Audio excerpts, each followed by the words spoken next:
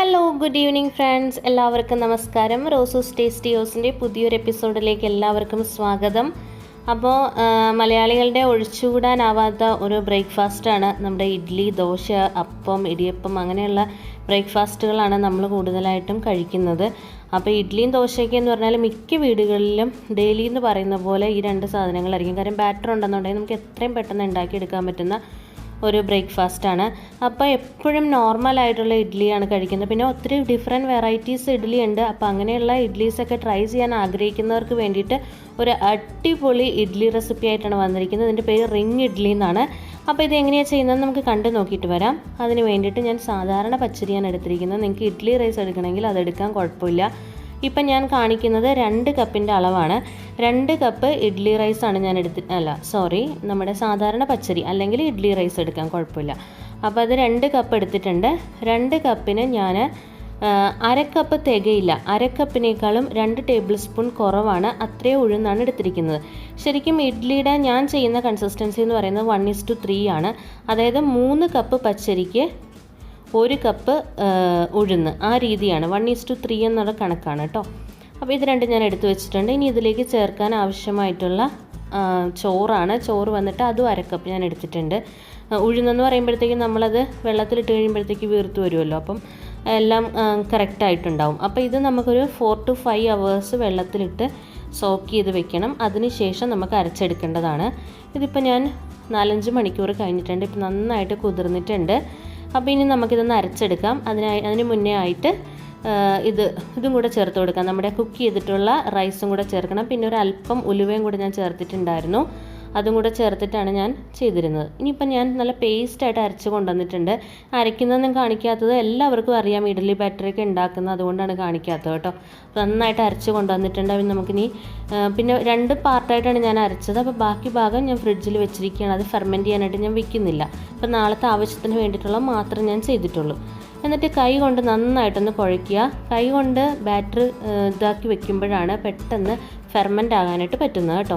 പിന്നെ ഓരോരുത്തരുടെ ടെമ്പറേച്ചർ അനുസരിച്ചിട്ടാണ് ഫെർമെൻ്റ് ആവുന്നത്. എനിക്കിപ്പോൾ ഇവിടെ നല്ല ചൂടാണ്, അതുകൊണ്ട് ഒരു 10 hours ഫെർമെൻ്റ് ആയിട്ടുണ്ട്. ഞാൻ തലേദിവസം ഒരു 9:30 ആയപ്പോഴാണ് അരച്ച് വെച്ചത്. പിറ്റേ ദിവസം രാവിലെ ഒരു 7 മണിയൊക്കെ ആയപ്പോഴത്തേക്ക് നന്നായിട്ട് ഫെർമെൻ്റായി വന്നിട്ടുണ്ട്, പൊങ്ങി വന്നിട്ടുണ്ട്. ഈ സമയത്ത് നമുക്ക് ഉപ്പ് ചേർത്തിട്ട് നന്നായിട്ടൊന്ന് മിക്സ് ചെയ്ത് കൊടുക്കാം. തലേ ദിവസം നമ്മൾ മാവിൽ ഉപ്പ് ചേർക്കരുത്, പിറ്റേ ദിവസം രാവിലെ ഉപ്പ് ചേർക്കുക. തലേ ദിവസം ഉപ്പ് ചേർത്തിട്ടുണ്ടെങ്കിൽ ഭയങ്കരമായിട്ട് പുളിച്ചു പോകും. അതിനുശേഷം ഞാൻ ഇഡ്ഡലി പാത്രം ചൂടാക്കാൻ വെച്ചിട്ടുണ്ട്, വെള്ളം ഒഴിച്ചിട്ടുണ്ട്. എന്നിട്ട് നമുക്ക് ചൂടാക്കാൻ വേണ്ടിയിട്ട് വെക്കാം. അപ്പോൾ നന്നായിട്ട് തിളച്ച് വരുമ്പോഴത്തേക്ക് നമുക്ക് ഇതിലേക്ക് ബാറ്റർ നമ്മുടെ പാത്രത്തിൽ ബാറ്റർ ആക്കിയിട്ട് ഒഴിച്ചു കൊടുക്കാം. എൻ്റെ ഇഡ്ഡലി പാത്രം കുറച്ച് പഴയതാണ് കേട്ടോ. ഇതേപോലെ ഒരു കേക്കിൻ്റെ ടിന്നാണ് ഞാൻ എടുത്തിരിക്കുന്നത്. നിങ്ങൾക്ക് കേക്കിൻ്റെ ടിന്ന് കയ്യിലില്ലെന്നുണ്ടെങ്കിൽ സാധാരണ നമ്മുടെ ചോറ് കൊണ്ടുപോകണൊക്കെ പാത്രമില്ല വട്ടത്തിൽ, അതെടുത്താലും മതി. അല്ലെന്നുണ്ടെങ്കിൽ ചോറ് കഴിക്കുന്ന സ്റ്റീലിൻ്റെ പാത്രം ഉണ്ടെങ്കിൽ അതെടുക്കാം. ഇതിൽ ഞാൻ നല്ലെണ്ണയാണ് തടവി കൊടുക്കുന്നത്. നല്ലെണ്ണ ഇല്ലെന്നുണ്ടെങ്കിൽ നിങ്ങൾക്ക് സൺഫ്ലവർ ഓയിലോ വെളിച്ചെണ്ണയോ എന്തെങ്കിലും ചെയ്യാം. നല്ലെണ്ണ ചേർത്ത് ദോശയും ഇഡ്ഡലിയൊക്കെ ഉണ്ടാക്കുമ്പോൾ ഒരു പ്രത്യേക ഫ്ലേവറാണ്. അതുകൊണ്ടാണ് ഞാൻ നല്ലെണ്ണ യൂസ് ചെയ്തിരിക്കുന്നത്. ഇതിങ്ങനെ ചേർത്ത് കൊടുക്കുക. ഇനിയാണ് നമ്മൾ എങ്ങനെയാണ് റിംഗ് ഇഡ്ഡലി ഉണ്ടാക്കുന്നത് ഞാൻ കാണിക്കാൻ പോകുന്നത്. അതിന് വേണ്ടിയിട്ട് ഇതേപോലൊരു ഗ്ലാസ് എടുക്കുക. ഗ്ലാസ് ഇല്ലെന്നുണ്ടെങ്കിൽ നിങ്ങൾക്കൊരു ബൗൾ എടുക്കണമെങ്കിൽ അങ്ങനെ ചെയ്യാം. ഇപ്പോൾ സെറാമിക്കിൻ്റെ ഗ്ലാസ് ഉണ്ടെങ്കിൽ അത് ചെയ്യാം. അങ്ങനെ ഇഷ്ടമുള്ളത് ചെയ്യാം കേട്ടോ. പിന്നെ പ്ലാസ്റ്റിക്കിൻ്റെ എടുക്കരുതെന്ന് മാത്രമേ ഉള്ളൂ. അത് ഇതേപോലെ ഒന്ന് കമത്തി വെക്കുക. കമത്തി വെച്ചിട്ട് ഇതിൻ്റെ സൈഡിലായിട്ട് നമുക്ക് നമ്മുടെ ഇഡ്ഡലി ബാറ്റർ ഒഴിച്ചു കൊടുക്കാം. എത്രത്തോളം കട്ടിയിൽ നിങ്ങൾക്ക് വേണോ അനുസരിച്ചിട്ടുള്ള ബാറ്ററാണ് നമ്മൾ ഒഴിച്ചു കൊടുക്കേണ്ടത്. കണ്ടോ, ഇതിപ്പോൾ നമ്മൾ ബാറ്റർ ഒഴിക്കുമ്പോഴത്തേക്ക് ആ ഗ്ലാസ് കമത്തി വെച്ചിരിക്കുന്നത് കൊണ്ട് അതിൻ്റെ ഉള്ളിലേക്ക് നമുക്ക് ബാറ്റർ പോകത്തില്ല. അതിൻ്റെ പുറമേ ആയിട്ട് നമുക്കിങ്ങനെ ബാറ്റർ കറക്റ്റായിട്ട് വന്ന് കിടക്കും. കണ്ടോ, ഇതേപോലെ ചെയ്യാം. നിങ്ങളുടെ അടുത്ത് വാഴയിലേക്ക് ഉണ്ടെങ്കിൽ വാഴയില കൂടെ അതിലൊന്ന് കട്ട് ചെയ്ത് വെച്ചിട്ട് അതിൻ്റെ പുറത്തേക്ക് ബാറ്റർ ഒഴിച്ച് കൊടുക്കുകയാണെന്നുണ്ടെങ്കിൽ നല്ലൊരു ഫ്ലേവർ കൂടെ കിട്ടും. എനിക്കിപ്പോൾ വാഴയില അവൈലബിൾ അല്ല. അങ്ങനെ ചെയ്താൽ നന്നായിരിക്കും, അത്രയേ ഉള്ളൂ. ഇനി നമുക്ക് തിളച്ചുകൊണ്ടിരിക്കുന്ന നമ്മുടെ ഇഡ്ഡലി പാത്രത്തിലേക്ക് നമുക്ക് ഈ ഒരു ബാറ്ററും ആ ഒരു പാത്രവും കൂടെ നമുക്ക് വെച്ച് കൊടുക്കാം. നമ്മൾ സാധാരണ വട്ടയപ്പമൊക്കെ ഉണ്ടാക്കത്തില്ലേ, അതേപോലെ തന്നെ. എന്നിട്ട് നമുക്കിത് മൂടി വയ്ക്കാം.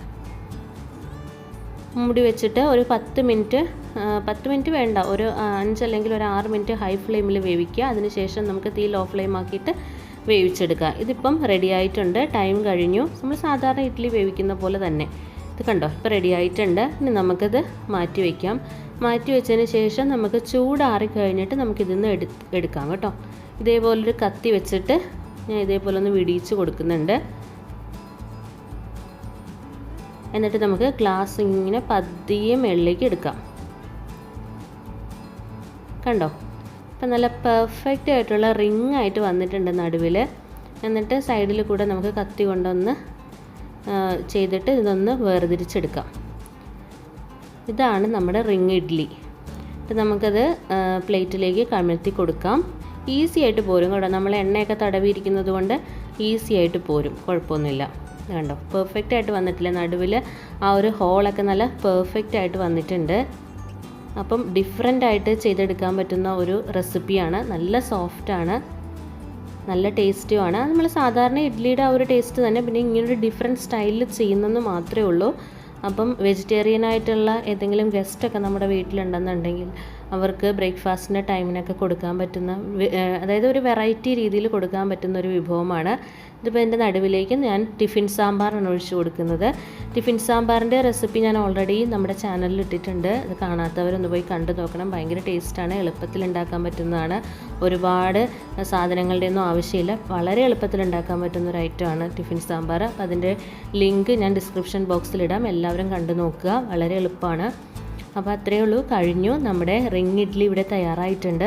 അപ്പം ഇത് എനിക്ക് ഈ റെസിപ്പി കിട്ടിയത് വേറെ എങ്ങൊന്നും അല്ല, നമ്മുടെ ഷെഫ് അറിയാമല്ലോ, പുള്ളിയുടെ ആ ഷെഫിൻ്റെ ചാനലിൽ നിന്നാണ് കേട്ടോ എനിക്ക് ഈ റെസിപ്പി കിട്ടിയത്. അപ്പോൾ എനിക്ക് കണ്ടപ്പോൾ ഭയങ്കര ഇൻട്രസ്റ്റിംഗ് ആയിട്ട് തോന്നി. അപ്പോൾ അതുകൊണ്ടാണ് ഞാൻ ചെയ്ത് നോക്കിയത്. അപ്പം എനിക്ക് ഒത്തിരി ഇഷ്ടമായി, ഒരു ഡിഫറെൻ്റ് ആയിട്ടുണ്ട്. അപ്പോൾ എല്ലാവരും തയ്യാറാക്കി നോക്കുക. ആദ്യമായിട്ട് ചാനൽ കാണുന്നവരൊന്ന് സബ്സ്ക്രൈബ് ചെയ്തേക്കണേ. അപ്പോൾ താങ്ക്